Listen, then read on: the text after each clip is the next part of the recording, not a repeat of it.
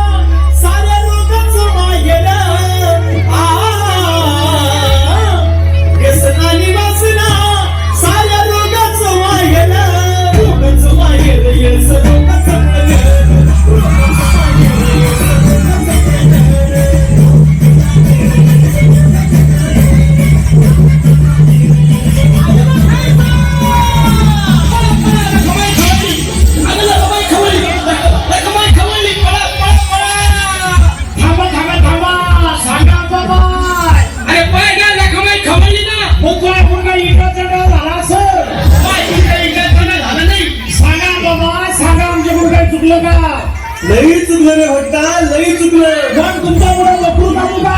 नाही रे भक्ता। कोंबडं कापू का? नाही रे भक्ता। लिंबू कापू का? नाही रे भक्ता। येणं कापू का?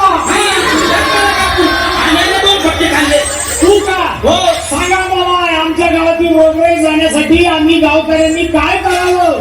तुम्ही माझ्या पुढे बकरू कापू नका, कोंबडे कापू नका आणि लिंबूही कापू नका। सांगा मी गावकऱ्यांनी काय करावं? फक्त एकच काम करा।